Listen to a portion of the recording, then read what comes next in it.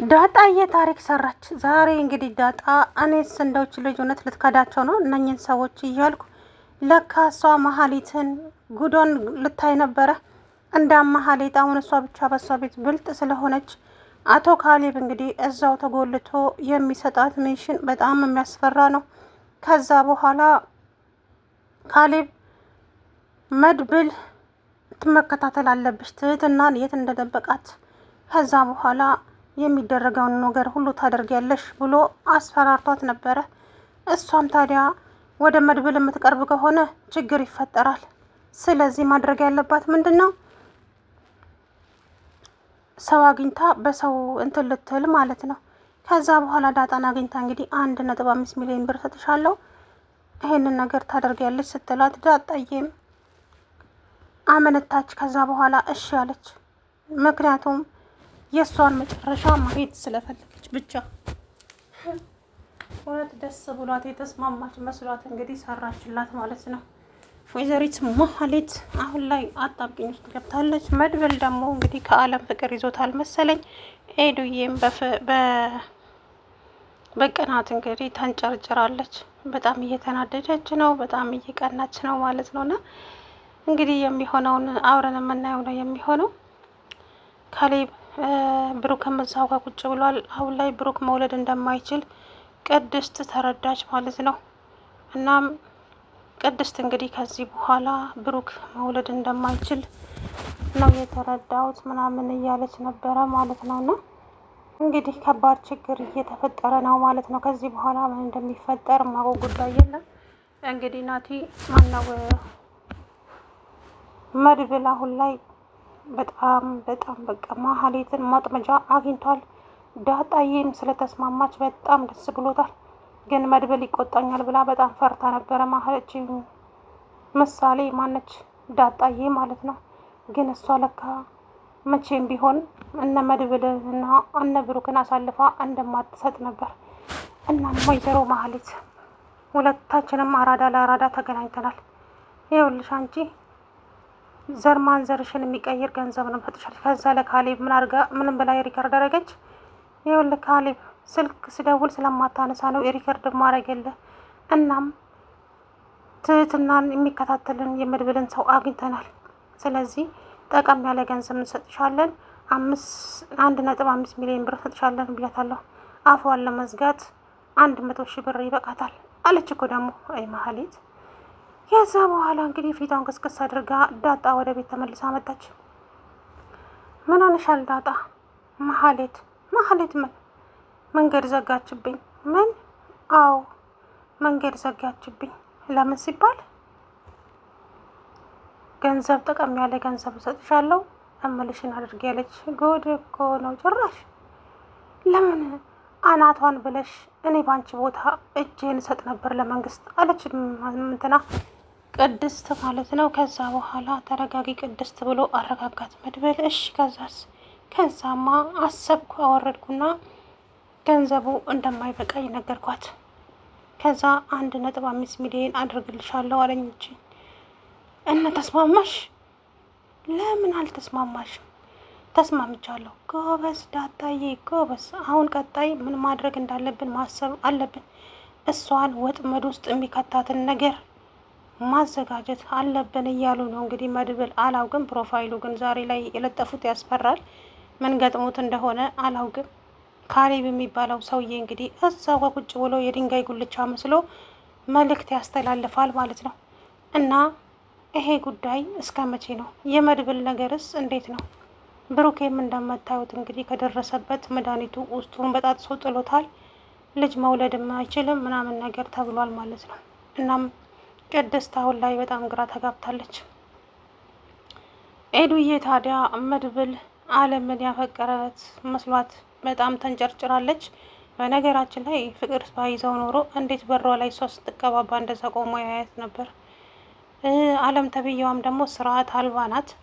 ግን ፍቅር ይዟታል ከመድብል። አንዴ የሆነ ነገር ትኩር ብላችሁ ውስጤ ሰዎች ከተጨቃጨቁና የሚነታረቁ ከሆነ ፍቅር ነው በነገራችን ላይ ማለት ነውና እንግዲህ መድብል ሳያፈቅራት አይቀርም ማለት ነው እች ልጅ። እንደዚህማ እንዘልቃትም እኔና አንቺ አንድ ቤት ውስጥ እያለ ነበረ እና ሄሉዬ እንግዲህ መድብል ሲዘፍን አለም በር ላይ ቆማ እያዳመጠች ሄሉዬ እየሮጠች ስትሄድ አለምን አየቻት። ከዛም ቅድስት ምሳሌዬ ክላስ ገብታ ስቅስቅ ብላ አለቀሰች። ምን ሆነሽ ነው ብለው ሲጠይቋት መናገር አልፈለገችም። በጣም አለቀሰች ማለት ነው። እንግዲህ ፍቅር ከባድ ነው። ዞሮ እንግዲህ አቶ መድብል እንግዲህ አሁን ላይ በጣም ችግር ውስጥ ነው ያለው። ካሌብ የሚባለውም ሰውዬ ለምንድን ነው እንደዚህ ጨካን የሆነ ወንድሜ? እንደዚህ እኮ አላቅም ነበረ። ምክንያቱም ወንድሜ እንደዚህ በሰዎች የሚጨክን ሰው አይደለም። ለሰው የሚያዝን ሮሮ ጥሩ ልብ ያለው ሰው ነው። ታዲያ እንደዚህ ያስጨከነው ነገር ምን ይሆን እያለ በጣም ግራ ተጋብቷል ማለት ነው። መድብል ማነው አካብ የሚባለው ወይዘሮ መሀሌት እንግዲህ አለቃ አንደኛውን ሜሽን በሚገባ አጠናቀናል። ቀጣዩን ደግሞ የመድብልን ሰዎች አግኝተናል። ስለዚህ ቀጥታ ወደ እሱ የሚያደርሰንን ሰው አይቻለሁ። ትህትናን በቅርቡ እጃችን ላይ እናስገባለን። እናም ልጅቷ ጠቀም ያለ ገንዘብ እንሰጥሻለን አልኳት።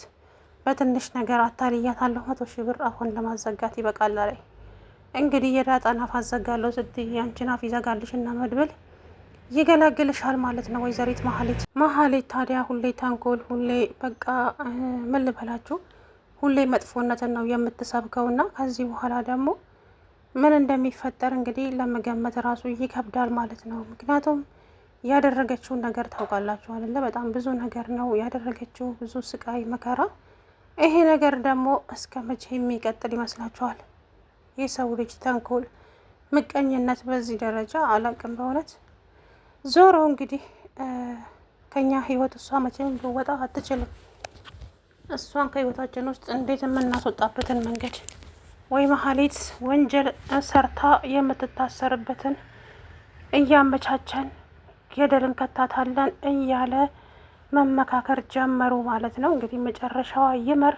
ከዚህ በኋላ ምን እንደሚፈጠር እንግዲህ ምንም የማውቀው ጉዳይ የለም ማለት ነው። ስለዚህ እንግዲህ አላቅም። አብዛኛውን ጊዜ ሰዎች ለምንድን ነው እንደዚህ የሚሆኑት፣ ለምንድን ነው ክፉ የሚሆኑት ብለን ብንጠይቅ ሰዎች ችግራቸውን እናቀልላቸዋለን።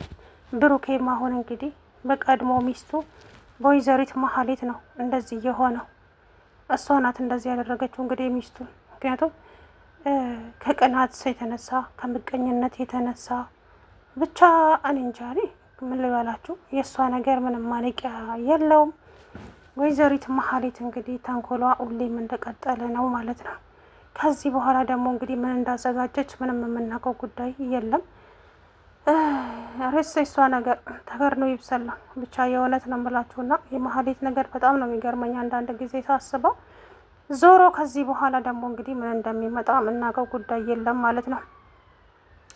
እናም መድብል አሁን ላይ እንግዲህ በጣም ተናዷል። በጣም እኔ እንጃ በጣም ግራ ተጋብቷል ማለት ነው። እንዴት ነው እቺ ሴትዮ ከህይወት ውስጥ ማስወጣት? ቆይ እንዴት እያለ ነው ማለት ነው። ስለዚህ ምን ማድረግ እንዳለባት እንግዲህ የምታውቀው እሷ ናት። ዳጣዬም ደግሞ አሁን ችግር ውስጥ ትገባለች። እኛን ነው ወይ ያታለልሽው የሚል ነገር ይመጣል።